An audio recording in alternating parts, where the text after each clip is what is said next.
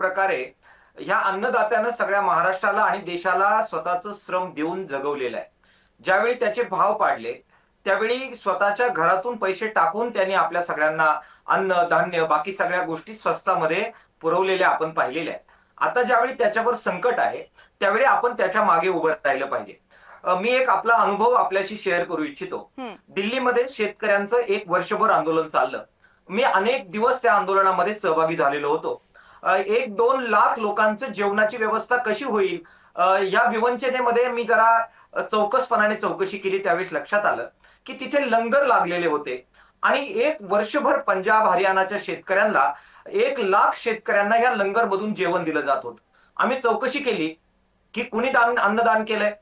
कोणत्या राजकीय नेत्याने पैसे दिलेत? कोणत्या संघटनेने पैसे दिलेत? स्वतः 1 वर्षभर इतकं प्रचंड मोठं अन्नदान करून सुद्धा कुणाचाही बॅनर दिल्लीच्या सीमेवर ह्या अन्नदानावर आम्ही स्वतः पाहिलेला नाही. मग आज ज्यावेळी संकट आलेलं आहे, त्यावेळी असे बॅनर लावण्याची आवश्यकता आहे का हो? आपण एका मानवतेच्या भावनेनं छत्रपती शिवाजी महाराजांचा हा महाराष्ट्र आहे आणि आपण सगळे त्याचे मावळे आहोत. तर मग त्या भावनेनं आपण आपली प्रसिद्धी न करता अशी मदत करण्यासाठी पुढे येऊ शकत नाही का? इतकं दातृत्व आपल्यामध्ये नाही का? याचा जरा सगळ्यांनी विचार करण्याची आवश्यकता आहे. मुद्दा नंबर 2, मुळात अशा प्रकारची मदत करावी लागणं हे सरकारी यंत्रणा पुरेशी मदत देण्यासाठी अपयशी ठरलेलं आहे. बरोबर हे आहे. अधोरेखित करणारी गोष्ट नाही का? हा प्रश्न पण मला उपस्थित हो, करायचा आहे. बरोबर आहे. सरकारने जितकी भरभरून मदत करावी, की जेणेकरून शेतकऱ्यांना अशा प्रकारे मदतीची अपेक्षा राहणार नाही किंवा आवश्यकता राहणार नाही. स्वतः एकनाथराव शिंदे हे महाराष्ट्राचे उपमुख्यमंत्री आहेत. देवेंद्र फडणवीस साहेब तुमचे मित्र आहेत, ते मुख्यमंत्री आहेत.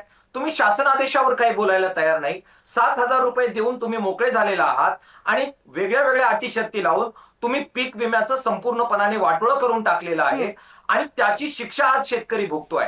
तुम्ही ज्या अर्थशास्त्राच्या पद्धतीने निर्णय केला, हे सगळे पैसे लाडक्या बहीण योजनेकडे वळवून कृषी योजनेचे जे सगळे वेगवेगळ्या अटी शर्ती आहेत त्या तुम्ही कमी केल्या, त्याचं बजेट कमी केलं आणि प्रीमियमची रक्कम पीक विमा योजनेची ती कमी करण्याच्या नादामध्ये तुम्ही अतिवृष्टीच्या संकटात पीक विम्याचं जे संरक्षण होतं ते बदलवलं.